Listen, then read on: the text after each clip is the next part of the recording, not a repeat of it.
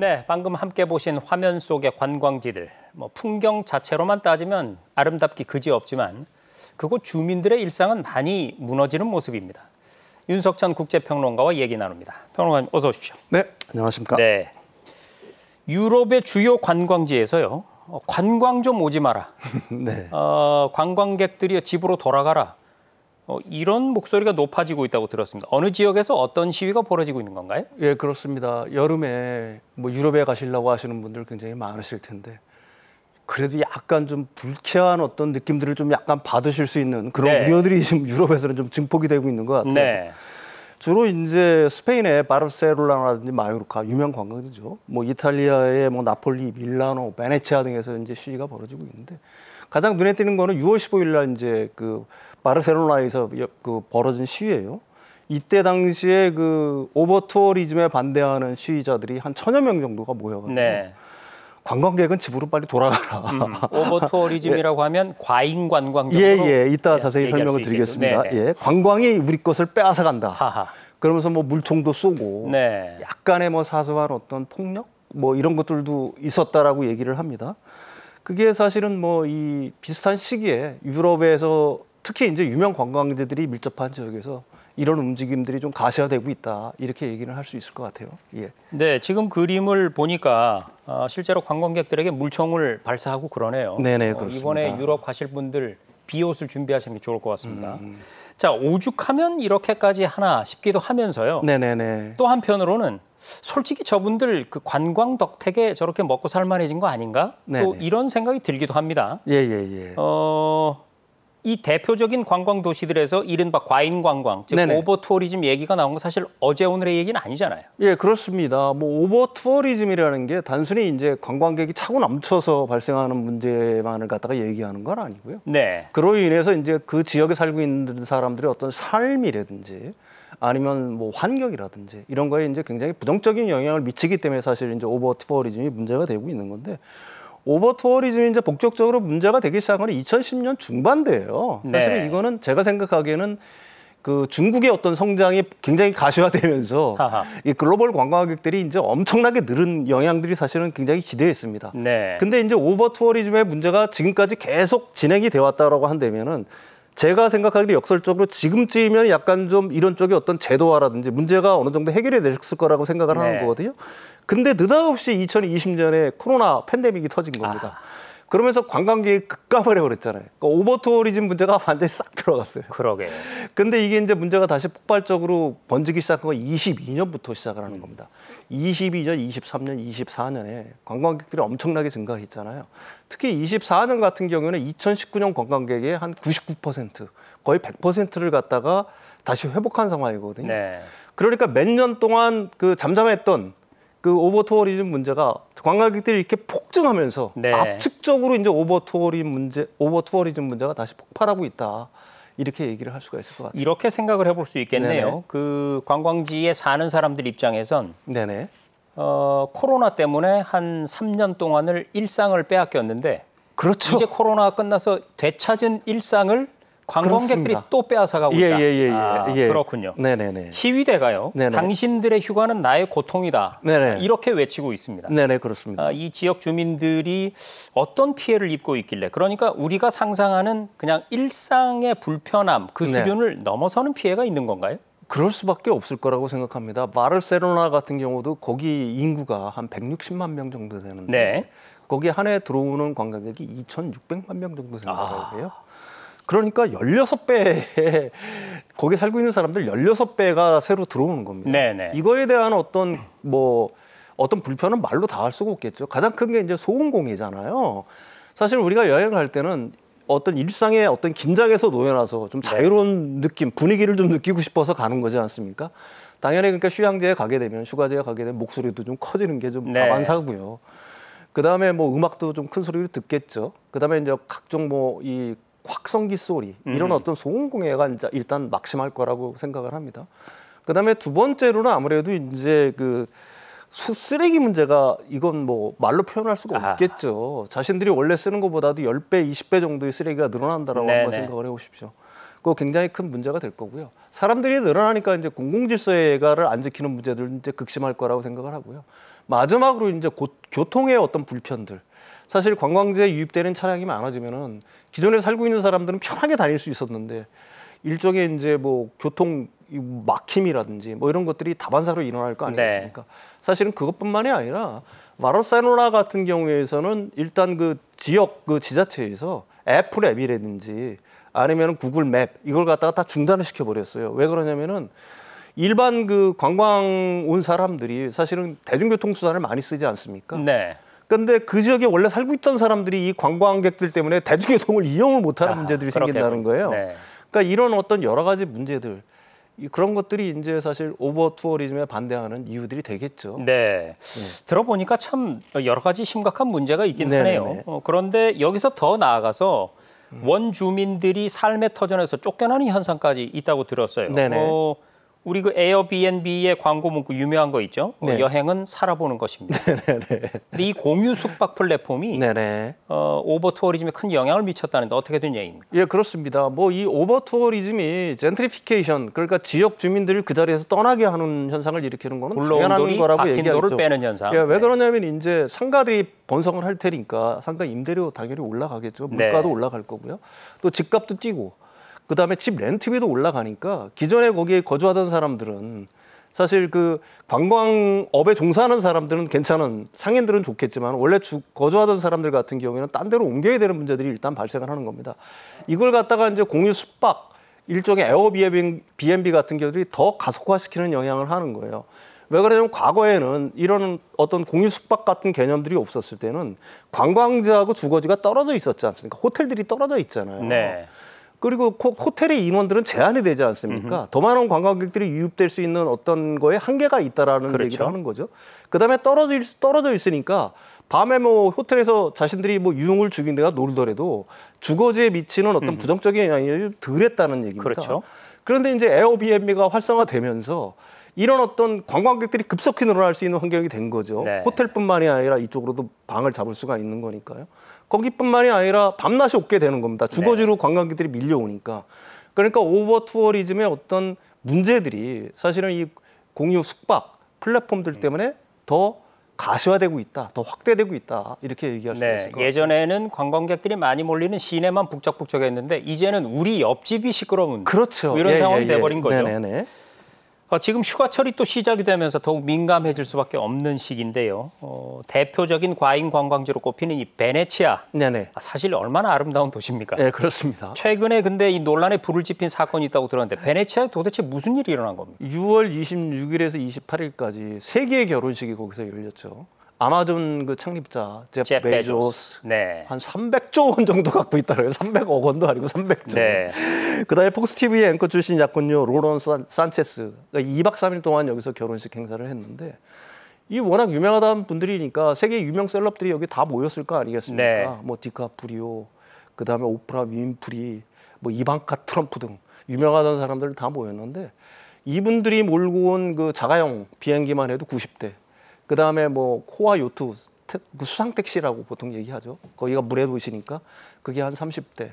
호텔들도 5개를 갖다가 잡아가지고 이게 뭐 시끌벅적했다라고 얘기를 합니다. 결혼식이라기보다는 G20 정상회의 얘기를 듣는 것 같습니다. 네, 그렇습니다. 그러다 보니까 이제 사실 행정 당국과 지역 주민 간의 이제 갈등이 벌어지는 건 당연한 거겠죠. 네. 행정 당국에서는 이제 관광 수입의 증대라든지 얼마나 홍보 효과가 지대하겠어요. 그렇죠. 사실 우리나라 언론들에서 엄청나게 크게 다뤘는데 네. 당연히 뭐 웬만한 사람들은 나도 베네치아 한번 가봐야 되겠지. 그다음에 좀 여유 있는 사람은 나도 베네치아에서 결혼 한번 해볼까? 그러니까 뭐 이런 어떤 관광 효과 극대화를 갖다 노렸다라고 얘기를 할 거고요. 반대로 이제 베네치아 같은 경우는 아까 앵커께서 말씀하셨다시피 오버 투어리즘으로 몸살을 앓는 도시잖아요. 그렇지 네. 않아도. 그런데 이번 어떤 세계 결혼식으로 인해 가지고 이런 오버 투어리즘 문제가 더 극대화될 거다. 이런 우려들 때문에 찬성과 반대가 맹렬하게 어떻게 보게 되면은 좀 갈등을 보이고 있다. 네. 뭐 이런 상황이라고 얘기할 수가 있을 것 같아요. 그러니까 정리해 보면 한쪽에서는 이런 세기의 결혼식으로 인해서 우리는 충분한 경제 효과를 얻을 수 있다. 네네네. 다른 한쪽에서는 도시가 상품이냐, 네, 그렇습니다. 그리고 우리는 안 그래도 힘들어 죽겠는데 네네네. 이렇게까지 또 해야 되느냐. 네네네. 평론가님 보시기에는 어느 쪽 주장이 좀 더 설득력 있어 보이세요? 두 주장 다 전부 다 일리는 있다라고 보는 거고요. 그 이탈리아 관광국 추산으로는 이게 1조 5천억에 대한 어떤 경제 효과가 있다라고 얘기를 합니다. 네, 어마어마하네요. 그러니까 베네치아 그 시 재정이 거의 한 70%에 달하니까 사실 이탈리아 당국으로서는 놓칠 수 없는 기회라고 생각을 했을 것 같아요. 하지만 뭐 반대 여론을 주장하는 사람들도 충분히 뭐 어떻게 보게 되면 논리적으로 충분히 일리가 있다 이렇게 말씀드릴 수가 있습니다. 억만장자들이 와서 도시를 망쳐놓고 있다는 느낌도 가질 거고요. 네.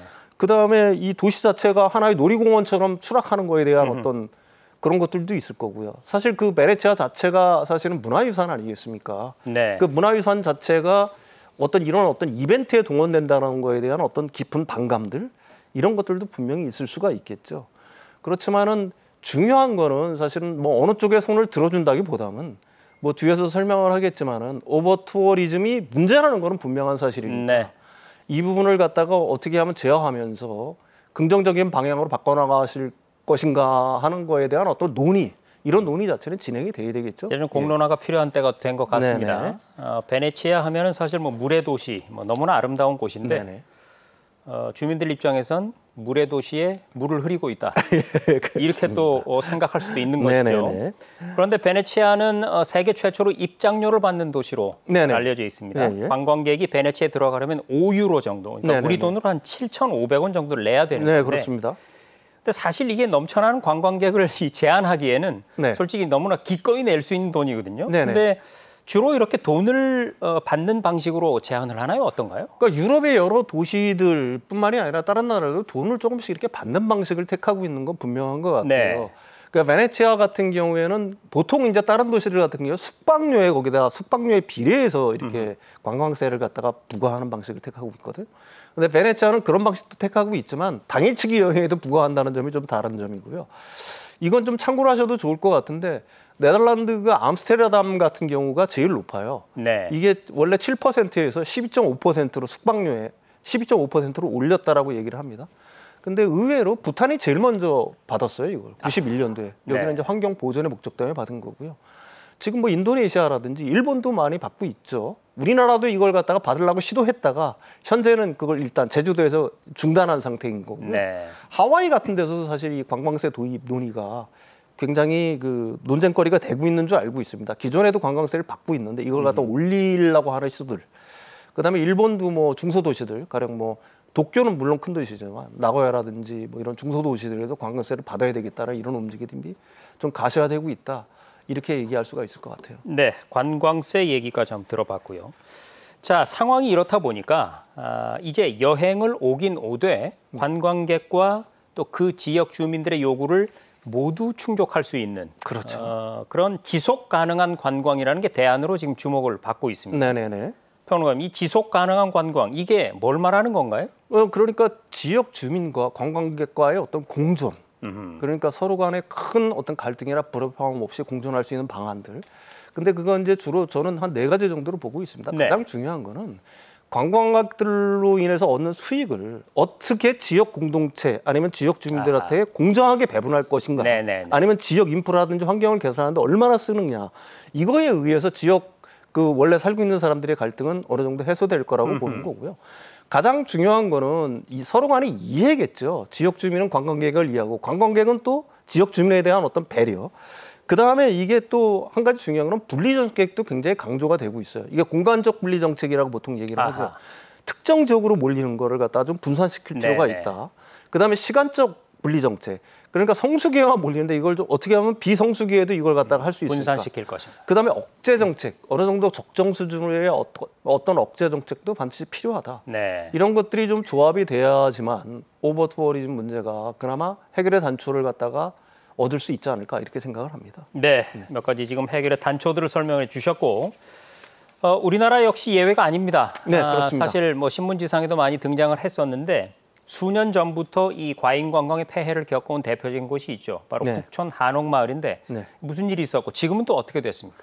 이쪽에 종로구에 따르면 살고 있는 주민 수가 6천 명 정도래요. 네. 근데 1년에 여기가 23년도에 660만 명이 여기를 방문했다라고 합니다. 그 좁은 골목길. 네, 그러니까 주민 수의 110배잖아요. 그러니까 이쪽에 지금 아까 제가 서두에 말씀드린 오버 투어리즘 문제들이 완전히 집중화됐다. 그렇죠. 다 나타나고 있다라고 얘기할 수가 있는 거고.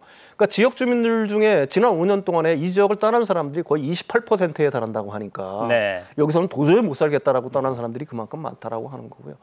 그래서 이제 그 오버투어리즘 문제를 갖다가 해결하기 위해서 종로구에서는 뭐 특단의 대책들을 세우고 있는 것 같아요. 통행금지 대책이 이제 가장 눈에 띄는 게입니다. 그러니까 오후 5시부터 이 길 10시까지는 특정 지역에 한해서 주민이라든지 거기에 살고 있는 상인이라든지 이런 사람들 빼고는 관광객들은 출입을 금지한다든지 네. 아니면 블루존이라고 그래가지고 관광버스들, 대형 관광버스들의 어떤 진입 자체를 갖다가 원천 정도로 막는다든지 네. 뭐 이런 대책들을 세우고 있는 줄 알고 있지만 사실은 그럼에도 불구하고 여전히 그 오버 투어리즘 문제는 완전히 해소가 되지는 않고 있다. 뭐 이렇게 말씀을 드릴 수가 있을 것 같아요. 네, 예. 얘기를 들어보면 그곳 주민분들은 거의 일상생활이 불가능할 정도였다고 합니다. 네네, 그렇습니다. 마당으로 그냥 누군가 쑥 들어와 버린다든지 들여다보는 사람들 때문에. 자, 작년에 우리나라가 세계 관광 발전 지수 14위에 올랐습니다. 네, 그렇습니다.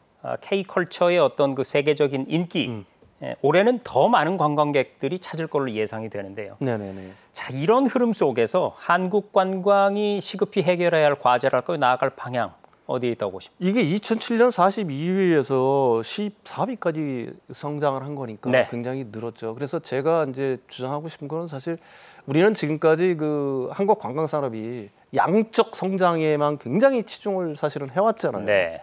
그래서 그걸로 인해서 사실 오버 투어리즘 문제가 굉장히 심각한 거고, 근데 그게 우리나라 오버 투어리즘 문제 극히 일부에서 발생한다는 데 또 문제가 있는 겁니다. 서울, 부산, 제주도 일부지요. 네. 그러니까 이 부분을 아까도 말씀드렸듯이 분산시킬 필요가 있다는 거죠. 네. 지역에도 굉장히 좋은 문화들이 있고 전국적으로 참 좋은 로컬 곳이 콘텐츠들이 많죠. 좋은 네. 것들이 많잖아요. 이걸 갖다 분산시키려고 하는 노력들, 또 시간적인 분리 뭐 이런 쪽에도 애를 써야 될 거고요. 지금 우리가 단순 소비형 어떤 관광에 집중을 해왔다고 하면 이제는 질적 성장을 추구를 해야 되겠다.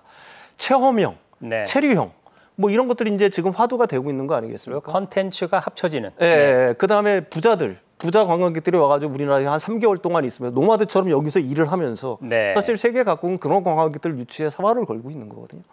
우리도 그런 쪽으로 좀 더 애를 써야 되지 않느냐 이렇게 생각을 합니다. 네. 예. 우리 관광이 나아가야 할 방향까지 들어봤습니다. 자, 결론은 어느 한쪽의 일방적인 희생은 결코 해답이 될 수 없을 것 같습니다. 관광객과 지역 주민들의 상생 방안을 찾는 노력, 이게 중요하지 않겠습니까? 지금까지 윤석천 국제평론가였습니다. 고맙습니다.